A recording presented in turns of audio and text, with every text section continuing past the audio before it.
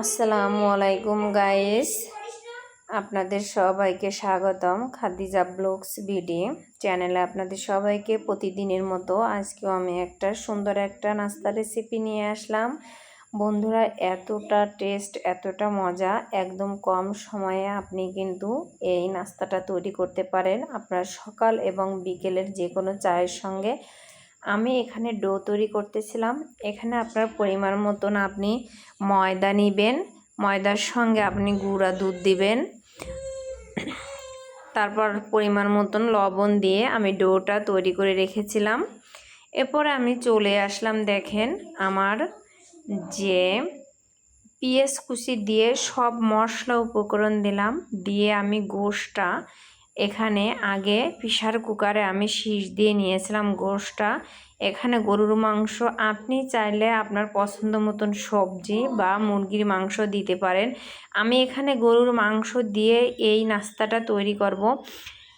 বেশি পরিমাণ আপনার পেঁয়াজ কুচি আমি দিয়ে দিছি, তারপর পরিমাণ মতো একটু মরিচের গুঁড়া, লবণ, জিরার গুঁড়া এইগুলো দিয়ে এবার তেলের উপর আমি এই পুরটা ভেজে নেব।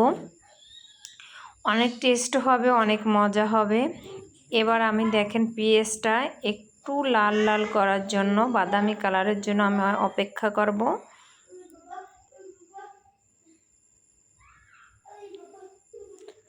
আর ডোটা তৈরি করতে দেখেন আপনি 20 মিনিটের মতন বা 10 মিনিটের মতন আপনি রেখে দেবেন, তখন ফুইলা এরকম হবে।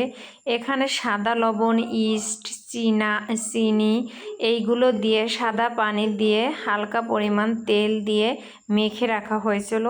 তারপরে কিন্তু আমরা নাস্তাটার আসল লেভেলে চলে যাব। দেখেন এই যে যখন আপনার ফুইলাও অনেক হয়ে গেছিলো 20 মিনিটের পর, আমরা দেখেন হাতের সাহায্যে একদম ইজিভাবে এই নাস্তাটা আপনিও তৈরি করতে পারবেন। দেখেন এখন এই যে হাতের সাহায্যে বেলাবেলি ঝামেলা ছাড়াই কিন্তু একদম নাস্তাটা তৈরি করা হচ্ছে।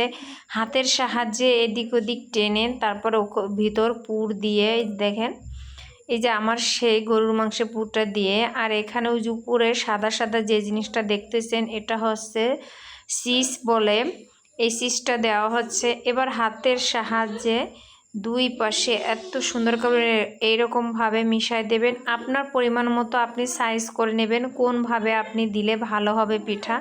আমি এখানে গোল করে দিয়েছি, আপনার যেটা ভালো লাগে আপনি সেভাবে করবেন, সমস্যা নেই। এখানে এদের চারটা বানিয়ে রাখলাম। তারপরে এদিকে একটা ফ্রাই প্যানে তেল দিয়ে দিচ্ছি।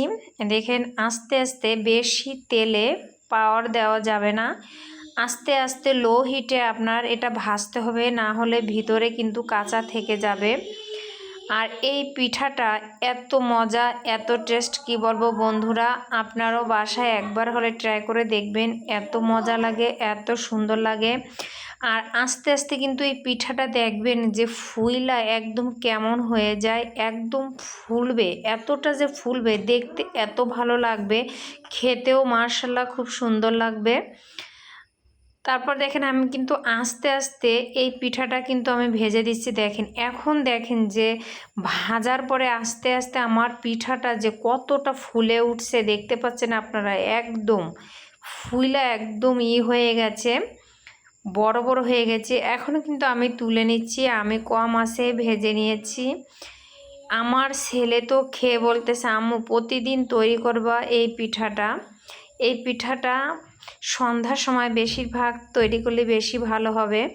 এই দেখেন, এই যে আপনাদের একটা ভেঙে দেখাচ্ছি, ভিতরে এত সুন্দর হয়েছে, দেখেন কত মজা, কত টেস্ট। এখন সস দিয়ে আপনারা খেতে পারবেন।